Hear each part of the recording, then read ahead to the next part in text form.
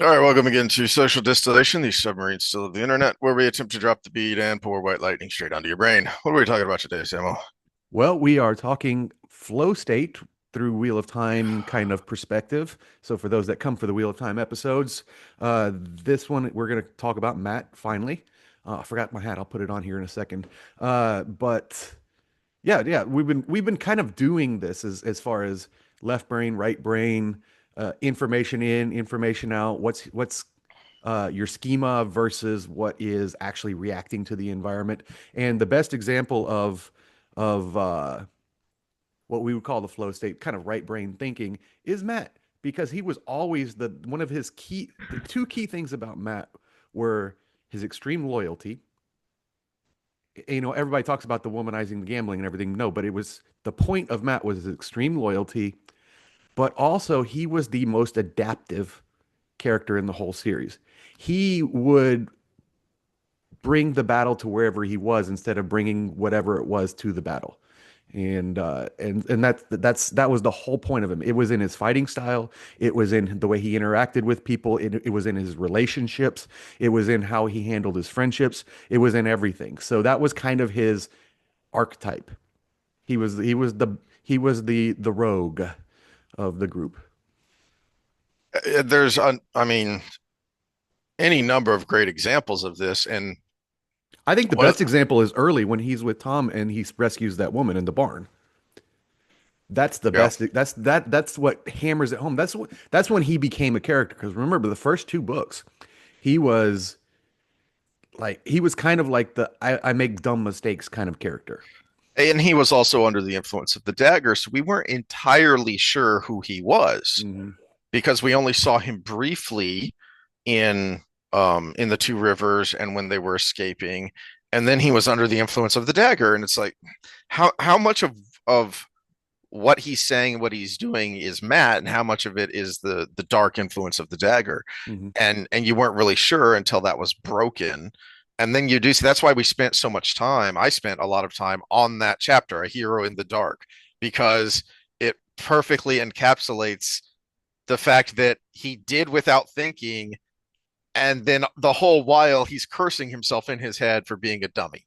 Hmm. And that's I had this conversation with my son when he came to visit about, what are you talking about? Matt is the slowest to accept his destiny. Well, he never stops complaining about it, but he does stop running away. And Hmm. when he stops running away, no, he absolutely, even if he doesn't accept, he does. Well, he's also the. It's not that he was slow to accept his destiny. He was just not easily led.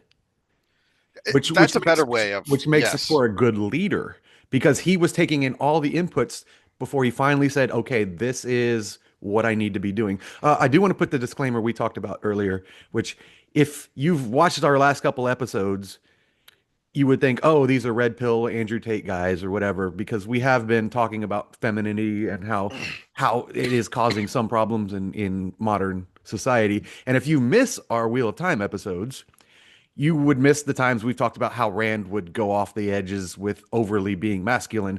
So please at least watch those if you just come across us because we're trying to be balanced, but we did notice we've been doing it in our Wheel of Time in one direction and in our regular social episodes in the other direction. So please at least give Mm-hmm. those a chance. But that's the disclaimer. Yep. We're trying to be balanced. Of course, we are male, so we are going to have a bias, and the environment we live in has made one kind of a little bit more of a problem than the other. So that's why it's a little skewed, but please give those a chance. So Yeah, just throwing that out there specifically. before we get too far into this one, uh, because this is going to be celebrating what positive masculinity is, because again, mhm. I feel like Matt embodies that. Well, the scene I'm going to talk about really is applicable to anyone when it comes to, because kind of the overall theme that we've been talking about the past several real time episodes is rigid mental thinking. Hmm. So you go back to episode 393 is when we talked about Rand and his contrasting who he was in the Great Hunt as a natural leader because he was being a good person and he was caring and empathetic. And then as time progresses, fast forward to book 8, Path of Daggers, and he has become incredibly rigid, incredibly angry. Uh, what was it you titled that? Rule by force. Hmm. He becomes a bully. Yeah. And we use the term toxic masculine. That becomes toxic. Instead of being strong to lead like he was in book 2, he is now strong to be a bully. Hmm. And so there's your contrast right there, all in one character, And you see which it is why stories are so great. and you have a masculine version and a feminine version of that. Hmm. So with the masculine version is that beat down your opposition to, scare people and force them into your way of thinking or your plan. And the feminine is kind of like that just shortening of the apron strings, right? So we talk about the old saying is, the kid's still on the apron strings to keep them safe, right? Because they can't run too far away if they're on the apron string. For those that don't remember before, like safety locks and stuff were all available. They basically would tie the kid to them. But shortening of the apron string, but also it looks more like a grasping the soap, right? So when you squeeze the soap and it squirts out the other end because you're squeezing too hard, and I see that a lot with not overbearing mothers, but mothers that are trying to have a little bit too much control at any given time, and then the kid like reacts to it and almost overreacts. It's because you're squeezing the soap and it pops out one side or the other, right? So yeah, they look a little different, but they both masculine and feminine can have that trait. And I think I mentioned this last time when I teased that we were going to talk, Matt, about this, is that I had a professor of military history who called Sun Tzu's The Art of War the greatest relationship guide ever written. And so one of the scenes that popped into my head, but I couldn't remember exactly where it was. So, so I didn't go and find it. But Matt is talking to someone about the rules of war, and a lot of the things he says when he's talking to this person, I think it may have been one of the young lordlings that he was playing cards with in the stone that ended up joining the band, and he's talking to him about the rules of war, and this guy keeps asking questions. Yeah, well, what about, and finally Matt says, look, we don't have time for it right now, I'm busy. And he thinks there's no way to explain that sometimes you got to throw out the rule book. Okay, so I just randomly flipped to a page in The Art of War. And it's perfect for what you said. So a military force has no constant formation. Water has no constant shape. The ability to gain victory by changing and adapting according to the opponent is called genius. Sun Tzu. Yep. Well, and that leads perfectly to the Lord of Chaos here, from this edition, this newer edition, the big honking paperback here, and this is uh, a different dance is the chapter here, and so that segues perfectly into being water and how these principles can be applied to regular life. Okay. So this is when he is with the band um on the Andor side of the river in Myron uh before they march off south to start the plan to fake out Samael. Anywho, and so he's hanging out in the inn with his subordinate commanders, and remember the serving girl Betsy comes up, and they have some banter. Okay. Um. So, so this is page 145 in this edition, and uh, he's trying to flirt as she comes over to pour some drinks, and she starts off um quasi hostile here in a way, because she says, "Do you want this wine or not? I cannot pour it if I cannot reach your cup." Grinning, Matt swung his leg over the bench and held out his cup for her to fill. "Thank you, Betsy," he said with a bobbed curtsy. Uh,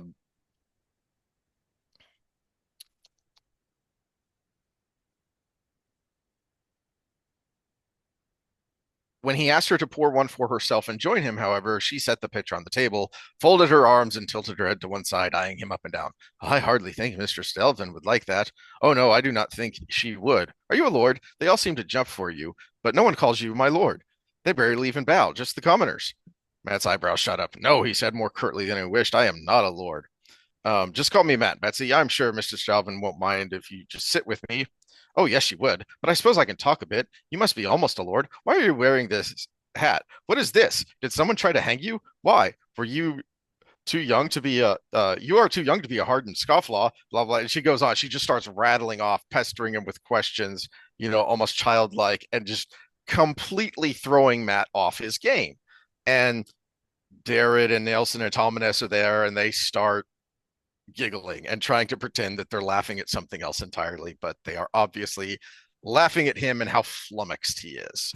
Okay. Um, Which actually isn't horrible. So for those that come to us for dating advice, that's actually endearing to a lot of girls. When they see you get a little bit flummoxed and you come back from it, but at the same time you don't have the answer every time. That actually is comforting to a lot of women because if you have an answer every time, you might be that what would they call them? Pickup artist, right? mm, that's a good point. So skipping on down a bit, he kept it. Darrett and Nelson were laughing right out now, and even Tolmanes was chuckling, though he tried to pretend it was about something else. Darrett wheezingly interjected some tale about a man falling off a horse whenever he had breath enough, but there was nothing funny in the bits Matt heard. He kept his grin on, though. He was not going to be routed even if she could talk faster than he could run. So again, the connection there, the analogy with the art of war. He's not going to be routed because that is pretty much the worst thing that can happen in battle. You lose all cohesive formation, you can't defend yourself, and that's when a a loss turns into a slaughter. If you look at pretty much any, Hmm. military history that you want to pick. Um, Yeah, and for the difference between a rout and a retreat is a retreat has a rally point, where a rout is just everybody fleeing for their own life. yeah, that's a good point. Yeah, Yeah. There is a structure to a withdrawal, to a retreat yeah, compared to a because rout. theoretically, in any battle plan, you would have a rally point for your soldiers to go to. And that's a good segue to what's going on here, because what he is doing is he is shifting. He's not going to let himself be routed. He's going to shift, he's going to reform, reorganize, and then try a different tack. Actually, I got that scratch for knowing too little, he said lightly. Women always liked it when you played down your scars. The light knew he was growing enough of them. I know too much now, but too little then. You could say I was hanged for knowledge. Shaking her head, Betsy pursed her lips. That sounds like it was supposed to be witty, Matt. Lordlings say witty things all the time, but you say you are not a lord. Besides, I am a simple woman. Wit goes right over my head. I think simple words are best. Since you are not a lord, you should speak simply, or else some might think you are playing at being a lord. No woman likes a man pretending to be what he is not. Maybe you could explain what you are trying to say? I love this banter because RJ, the way he writes, you have no idea, is is she an airhead or is she actually really insightful? See, Because I got the idea that she's actually insightful when I read it. that was the way I read it too. Hmm. Because what you could, if she is being insightful, then what you read into what she said is, hey, you're not being authentic. How about you be real with me if you want to flirt? Stop putting on airs, essentially, is be who you are. Um, this came up, I don't even remember when or why, of one of the podcasts I was listening to, and I was, yelling at the clouds because dang it, we talk about this all the time, about brought up the nice guys finishing last. And we've talked about this, and you had a great insight on this that made me go, huh, It's that's a always good nice when point. you can make her finish first. um, Giggity. but Nice. And to me, the distinction there is if you've ever heard someone talk about the difference between nice and polite. Hmm. Okay. Yeah. When you talk about the stereotypical nice guy who finishes last, he's not actually being nice, he's being polite. He's saying what he thinks you want to hear. He's not being himself, he's not being authentic. Yeah, so this is a good one, Matthew McConaughey on Modern Wisdom, just the most recent incarnation of that. He said there's a difference between a nice guy and a kind man. Mm, that's a better way to put it. Yeah. Because the the reason that I mean there are multiple reasons. I mean there is some evolutionary psych there, no doubt, but I think the main reason girls end up with the jerk, the bad boy, yeah, part of it is that evolutionary psych of oh you want the alpha because big silverback protect you from the others, that kind of thing. But I think more of it is that there is a an inherent recognition that that person is being authentic. They're probably being authentically arseholy, but it's still authentic. An authentic arsehole is better than a fake nice guy because when it comes to fakery, you can't. You and I cannot have a friendship if I can't trust you. Hmm. Let alone, I mean, set aside relationships and that kind of thing. Just think about it on a friendship level of if if your friend says, "Oh yeah, I totally got your back. I'll totally help you out with this thing," and then ghosts you, how are you going to count on them next time? Yeah, and this is interesting because our big fan Isomorphic, we'll get to your comments at the end of this here. Uh, he had brought this up, and we've talked high trust societies versus low trust societies, and I think, and I'm just spitballing here, but I think that's why.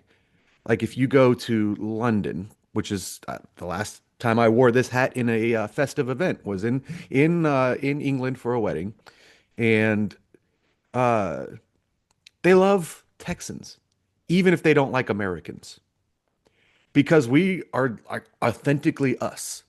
We're out there. But Texas and actually the Deep South, realistically, even though it's got its problems, uh, is a high trust society. It's an honor society. I mean, there have been books written about the South being an honor society, and yeah, that has its bad parts. We fought duels and shit like that, but Hatfields and McCoys, yeah, that yeah, yeah. But at the same time, it is authentic.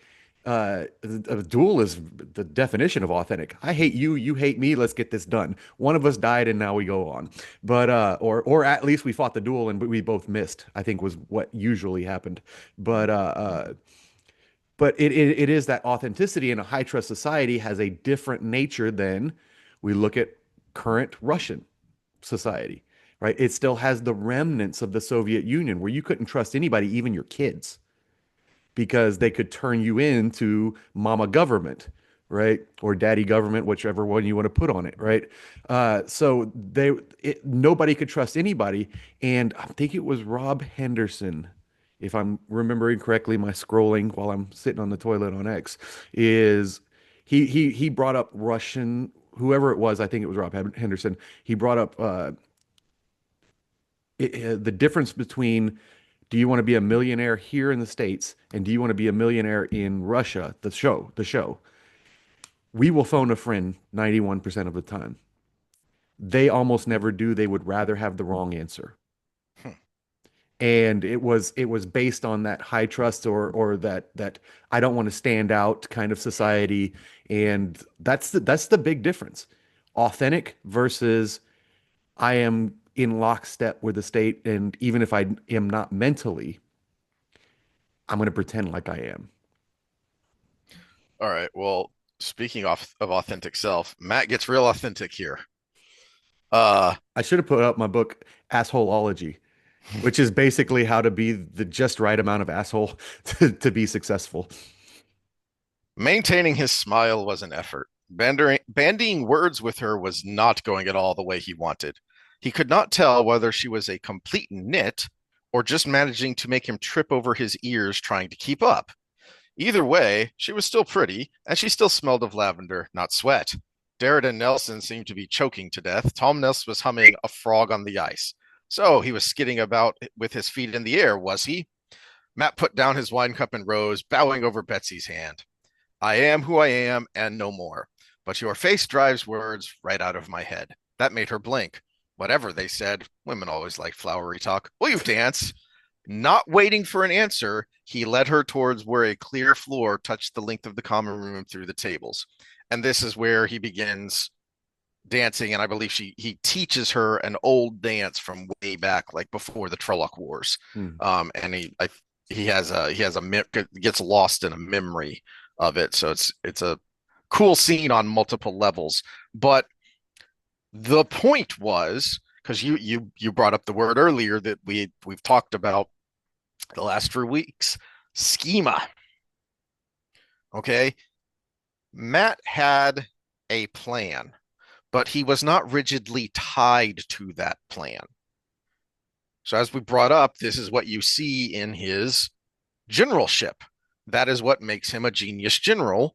You read just happened to randomly flip to the Art of War, talking about being water. Yep. I might do that several times in this thing because that was perfect. Well, he applied that to this situation. Let me try this. Nope, didn't work. Let me try this. Nope, not working. In fact, if it seems like it's getting worse. All right, you know what? Let's do this. Plan C. And plan C was to just do. He gets up and he says, you know what? Whoever they are, whatever they say, they like to be complimented. They also like to dance. Let's dance. And again, he doesn't wait for a response. He takes the lead. And then not only does he dance, but he teaches her a new dance. He says, I'm not just going to take the lead in dancing. I'm going to double down on taking the lead because I'm going to teach you something I know you've never seen, because this is a dance that comes from before the Trolloc Wars. Hmm. So he really outsmarts her there. But the other interesting thing, and this has kind of been ticking around in my head for a little bit, is he marries the mental and the physical. Hmm. Well, yeah, this is again deep on multiple levels because I'm going to stick with the schema versus the adaptability part of it. Neither of them are good or bad. There's an interplay there, right? They're both good. The problem is when it becomes bad is when you lose one or the other. You could be schizophrenic and lose all ability to not take in inputs, and that's when you start hallucinating and hearing voices and things like that. Or you can be so rigid that you can't adapt. And that's not only is it going to make some parts of life difficult, but it's bad for your mental health and it's bad for your physical health going down the road. We have good data that rigid mental thinking actually shortens your lifespan.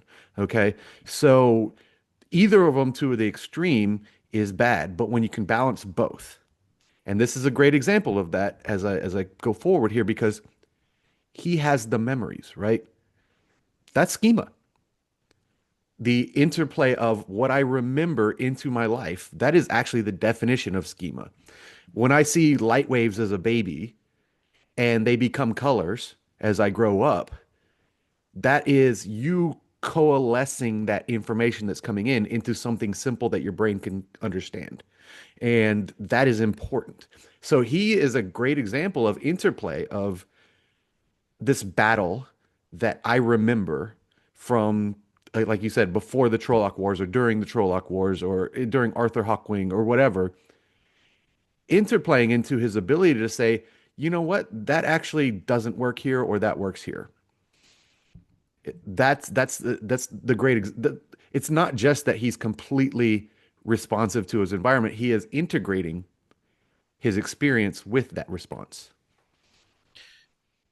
And it's we've talked about it before, and it's still somewhat interesting to me, although the more I think about it, the less surprising it is that the rigid incel movement came out of the rigid pickup artist movement, Hmm. because the pickup artist is running a script. Hmm. Well, you have to have a degree of, what do you call it, psychopathy or sociopathy, to run a script and say, all right, fine, and move on. All right, fine, and move on. All right, fine, and move on.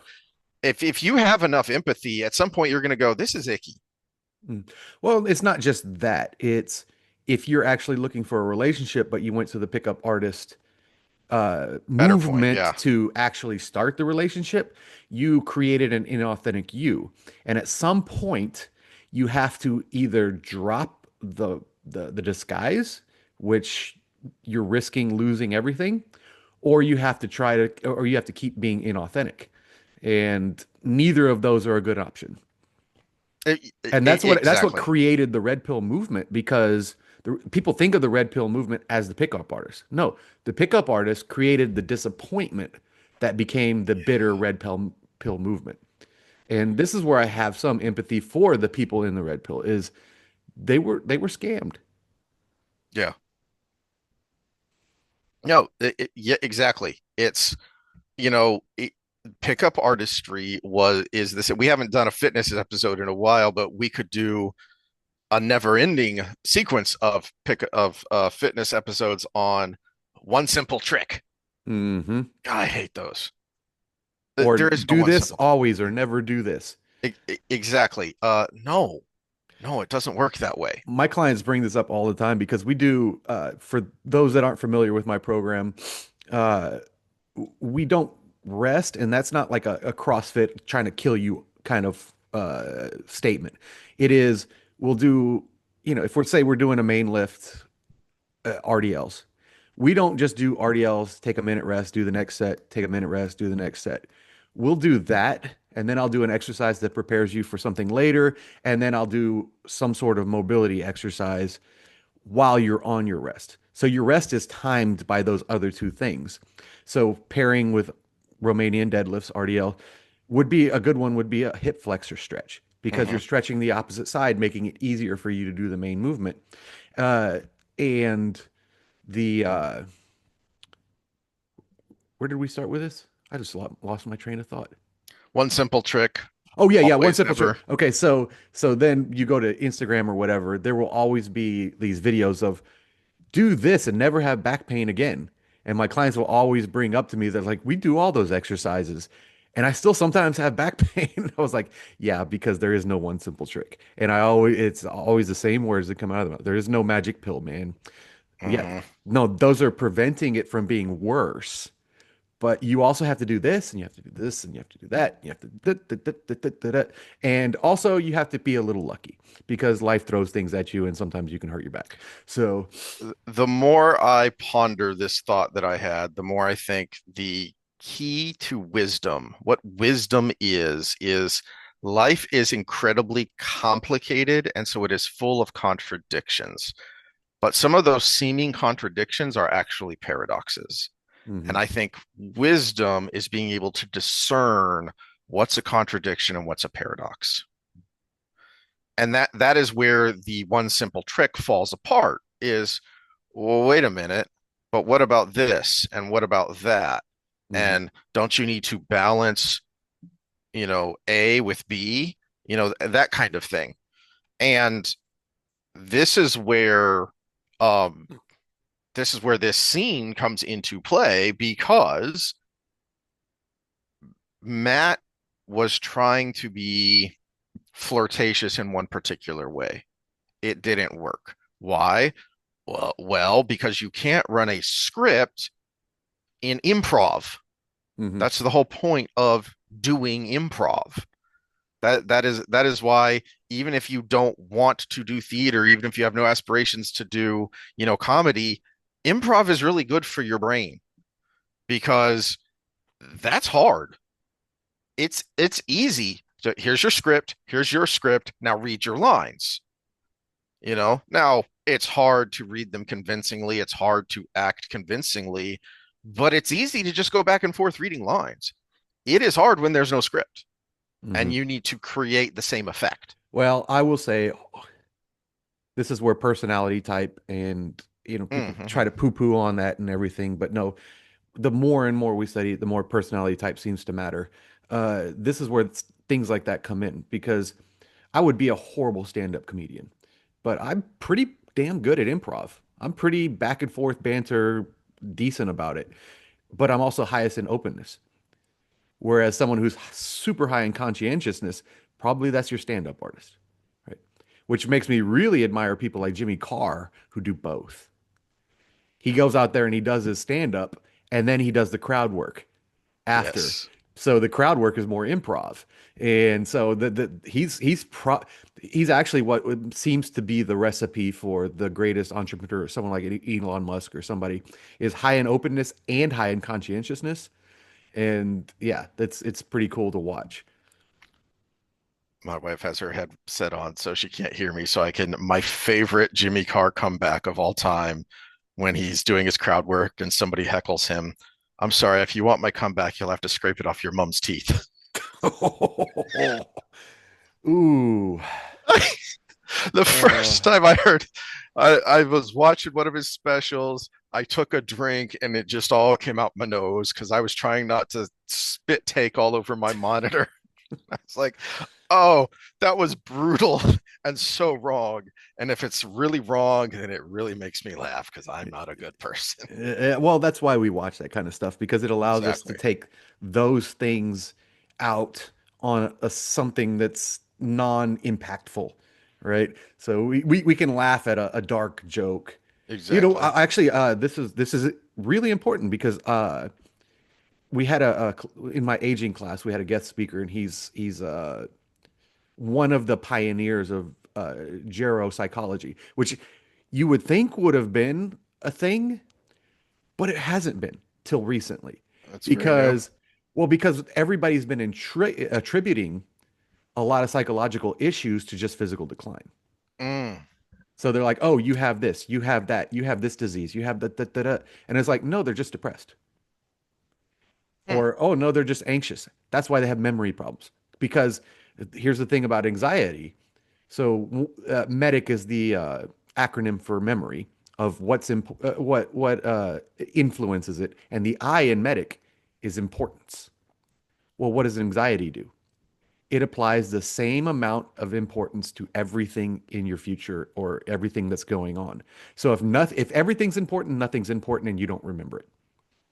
So if we apply some of these, which is great news because now we have cognitive behavioral therapy, we have ABA, we have all of these dialectic therapy, we have all of these tools that doesn't involve, oh, you're just declining, you're probably going to die soon, so we have all of these ways of getting better that the person can basically mentally exercise and add physical activity to that, and boom, we can live maybe not longer but longer health span lives where we're good till the day we die. But one of his points was that shit, that's twice in a row. Maybe I'm getting older. Where did I start that rant?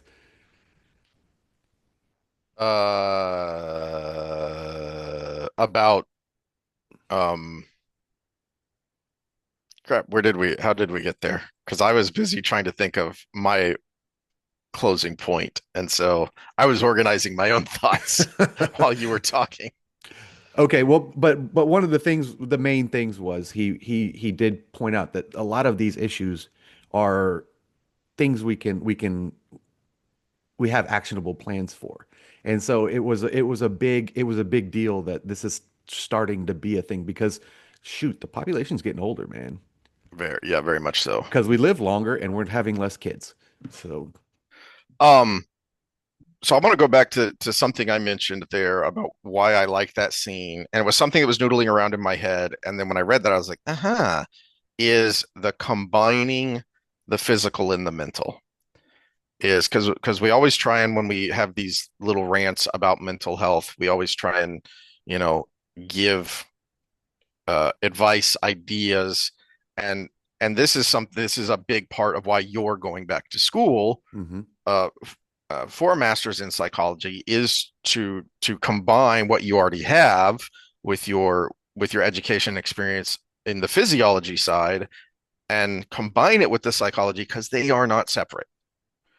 And this kind of hit me like a bolt of lightning a couple weeks ago when um, I've had to since I've started school, I've had to readjust several times um, what my own exercise program is, uh, because between class interrupting my schedule and between sitting in class aggravating my back, I'm like, what do I do here? So I've several times had to readjust, and I've finally gotten into what I think I'm going to be doing for the foreseeable future.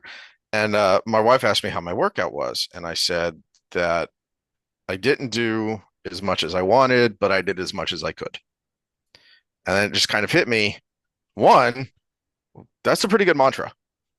That's a pretty good just generic goal in general for anything. Didn't do as much as I wanted, but I did as much as I could. And the other thing that hit me is, you know what? That statement doesn't bother me as much as it would have not that long ago. And and a big part of that is because I have been actively working on my mental health, working, doing those exercises from Martha Beck's book, you know, talking things out here, talking things with you. And it was really difficult to take that first step of regressing and creating a program, an exercise program that is going backwards in a way and not feeling like, well, I failed because I can't do this thing. But instead, no, we're just shifting. We're not routing, we're withdrawing, regrouping, and moving in a different direction, like Matt did here in this scene. And when you combine those two, it makes it a lot easier for both. So combining the mental health exercises with the physical exercise, and it has become easier and easier to push through when I'm not feeling so great mentally or physically, or be able to at least maintain so that that physical and mental stress doesn't drag me backwards. It's, you know what? I didn't make any progress today, but at least I didn't go backwards.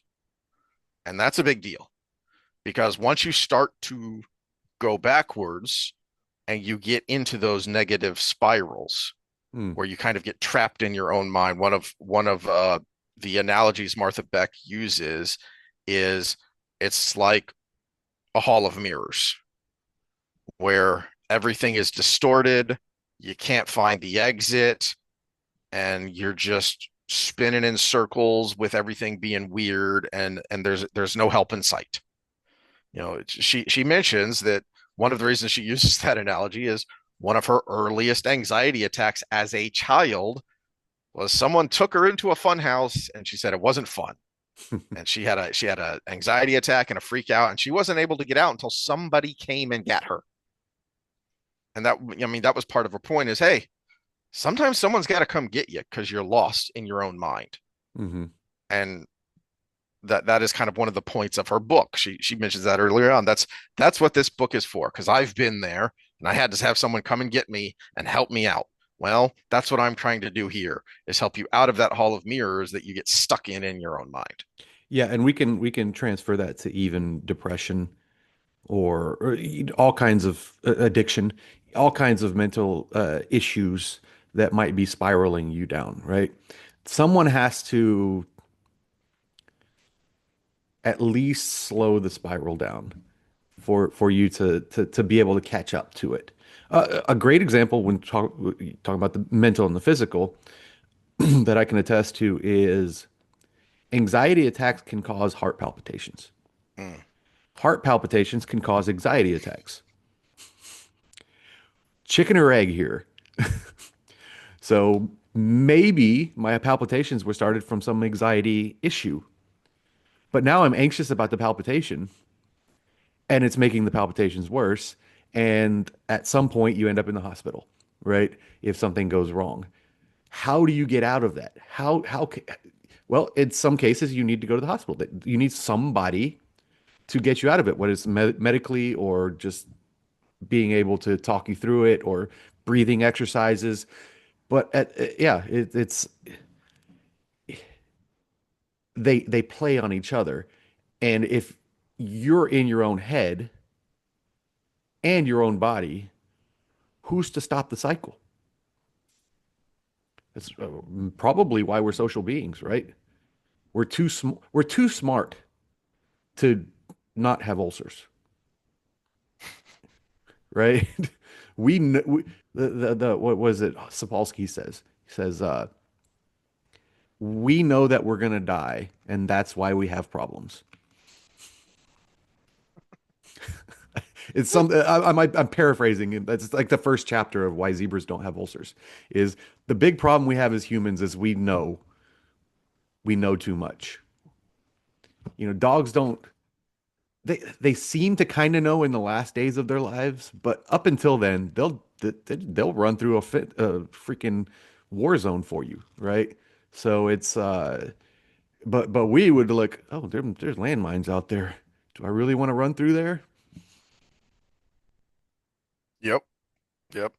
All right. Well, any other thoughts on that, or is it time to move on to the comments and close this out? Let's move on to the comments. Yeah, I could talk Matt all day, but I know I would be rambling at some point just because him and Min are my favorite characters. And if you really think about it, he's the masculine version of it, and she's the feminine version of the same thing. I was just thinking that when before we started recording, because we were talking about how we need to have an episode where we bash men men because we've been bashing toxic femininity the last few weeks. But also min is a great example of, and we've used her recently as a great example of what positive femininity is and why it's so important. Yeah, and especially the one thing I think the show was doing right is they created a relationship with Min and Matt in the show because they are kind of peas in a pod, Hmm. even in the books, but they never really have that interaction together other than a little bit of time in the White Tower.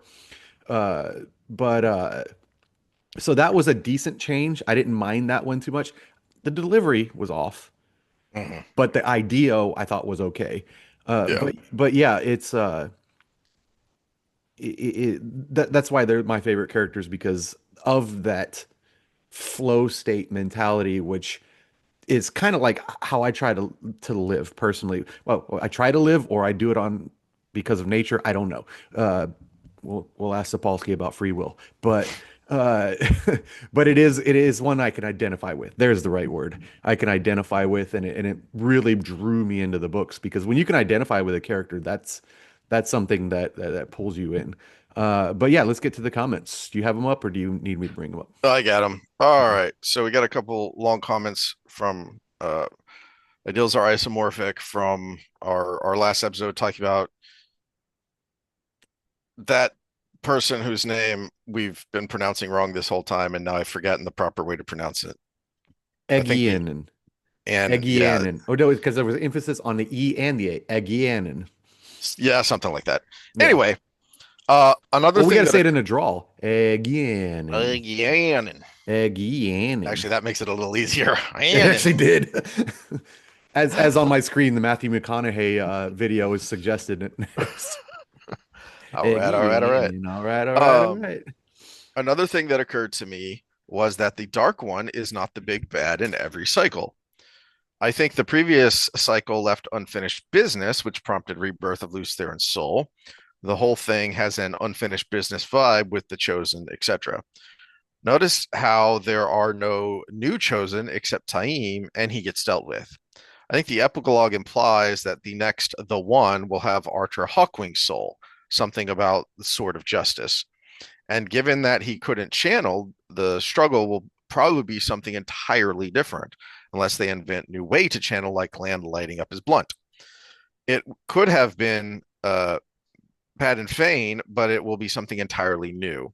Even the way the Dark One emerged onto the scene during the Age of Legends doesn't have the universalism behind it. It was just people drilling the pattern for true source.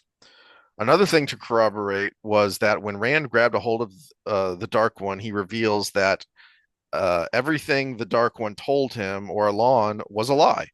I think that he can be taken to imply that there were no infinite cycles before the Dark One struggling against the dragon. Hence, Alon's conclusion that the Dark One's victory is inevitable isn't true.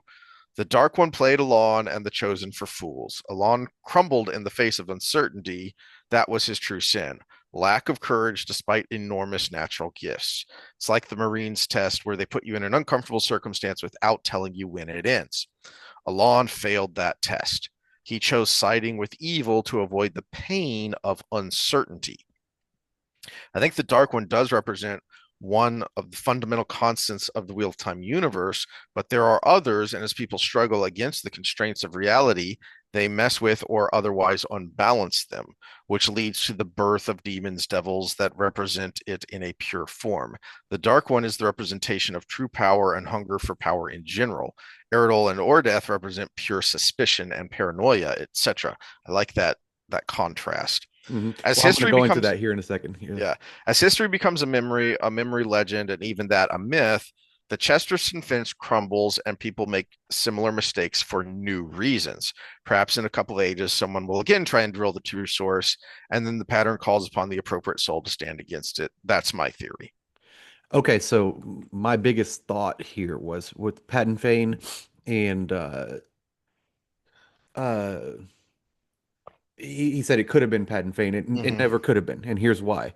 Uh Patton Fane is the representation of Rand's frustration with people undermining him for the dark. Someone who has the same who should be on the same side, but has their own ambition in as the forefront instead of the goal. Rand, the goal was defeat Dark One, right? The light, defeat Dark One. But the Children of the Light had a different idea about it. The Terran Lords had a different idea about it. The Borderlanders had a different idea about it, and his frustration why he kept hammering down and being harder and harder and harder and trying to force the square peg through the round hole was because everybody's different ideas about how this should play out were why they were undermining him. And the Dark One wanted to be free, wanted to have his idea of the world out. And the Chosen were in semi lockstep. But Pain Fane represented Eridol, which was a different kind of evil. They wanted darkness. They wanted the Dark One. Pain Fane was a dark friend to begin with, right? They wanted this thing to be, but they had a different idea of how it should be. And it was Pain Fane and Eridol itself, because it was what undermined the Trolloc Wars in the end, right? Was the undermining of the goal from the dark side. I like the idea of history crumbling Chesterton's fence, and that's why we keep making the same mistakes just in different ways. Hmm. Is because there is no fence to ponder, let alone, to that. So for those who don't know, Chesterton's fence is this basically this thought experiment of this way of explaining the difference in the mind of the liberal and the conservative, and the conservative wants to hold up the fence, the liberal wants to tear it down, and Chesterton's point is maybe we should ask why the fence is there in the first place. Hmm. And but if there is no fence, which is what we're doing here when we keep overthinking Wheel of Time, because the fence is the story. That is how we perpetuate that idea down through history, so that if even if the exact events are lost to history or distorted by history, we at least maintain the theme. We at least maintain the main idea and perpetuate that down through the generations, so we don't have to continually relearn how to cook. Hmm. And we've used this example before, but to me, mushrooms are bonkers. Is some of them are delicious, some of them will make you sick, some of them will send you on a wacky trip, and some of them will outright kill you. Hmm. And somewhere along the way, humanity kind of figured out how to figure out which is which. How did that happen? And could we possibly replicate it? Well, not with we get good luck getting an IRB with that, the an approval for that study. But Exactly. Exactly. Um, to the point about different kinds of magic, I think I mentioned this, but it's been a while, is the way Rand lights his pipe at the very end. Sanderson eventually, after years of saying there are things I won't comment on because I want to just leave it out there for people to speculate. And that was from RJ's notes. That was his order, basically, is don't talk about these things for like 5 years or something. And one of them was how Rand lights the pipe. And so when that time had passed, Sanderson finally said, I have absolutely no idea. In fact, uh, it is literally not in the notes. That scene is written because RJ, the end scene was the first thing to pop into his head, and then he kind of worked his way backwards in creating this world and creating the story. So the scene was written, and there's absolutely nothing in the notes. And I read a back and forth. I think it was a panel at a convention where Harriet herself said, "I have some theories, but I won't share them out loud because that was one of Jim RJ's, that was one of his wishes, is he wanted there to be mystery. He wasn't going to ever write the fourth age, so he wanted you to write it in your own head. And part of the idea is there is a new age, so there is going to be new kinds of magic. There are going to be new things of wonder. Let your imagination run wild because he's not going to tell you, and I'm not even going to give you my ideas because I don't want to influence whatever it is that comes to your mind, mhm. which I love that idea. All right. Uh, last comment. Hey guys, glad you're still doing Watt videos. I've been rereading the series here and there and wanted to share a few thoughts that struck me, and of course, get your opinion on them. One, if the series had to have a caption, it would be Wheel of Time, Manetheren Strikes Back. The unspoken theme of the series is this legendary kingdom and its people having their revenge on the Shadow after the defeat in the Trolloc Wars, with so many of the main characters being of Manetheren blood and Rand being raised among them. Keeping this in mind, I kind of warmed up to Heath's suggestion of having Abel replace Androl. But the Two Rivers boys did play a crucial part there anyway, so it's okay. Also, what a stupid name, Two Rivers, right? It says if RJ is telling us, look here, it's not the real name, it's the Manetheren. Imagine Gondor being called Large Fields. But I think that's part of the point of the Two Rivers. It is so far removed from its, 1,000 year ago point of glory that now it's just the place. Mhm. Well, it's not even the place because the Manetheren was the stronghold was up in the mountains. The place Yes. they don't go because it, somehow history became that's not a good place to be. Mm-hmm. It's haunted or whatever they put into that. So, but I mean, it may be with the metaphysics of this world because there was more power wielded there than in any one central place at any given time when the lady in charge blew everything up in Yeah. the last suicide bombing, right? I do like that point. I never really considered um, how much of the story is Manetheren's revenge, because of how many of the main characters come from there.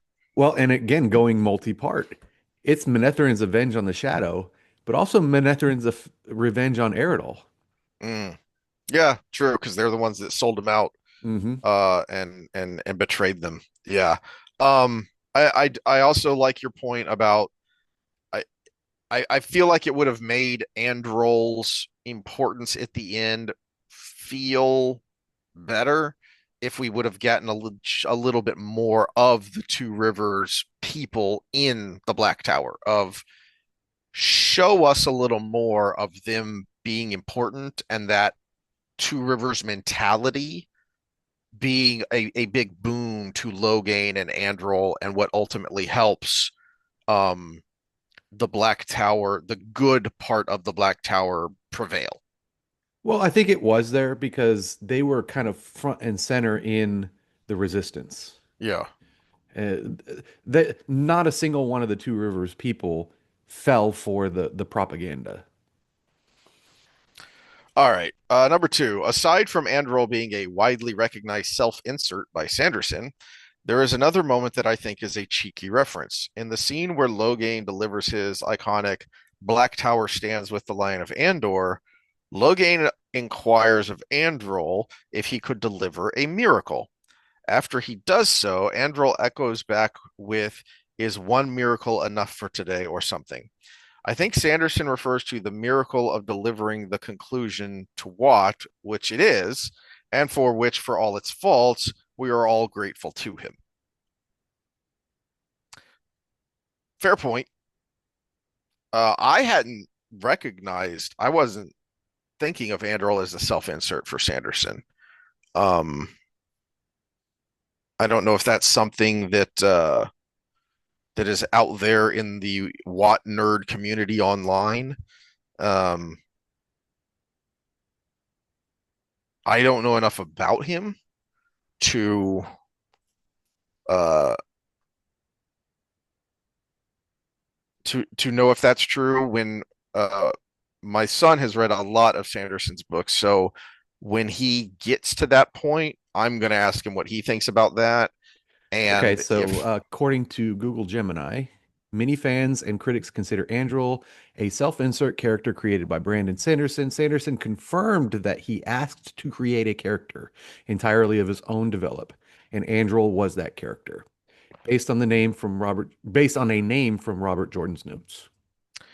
so what I vaguely remember of the few books of his that I have read, I do kind of see his character style in Androl a lot more than I see RJ's character style.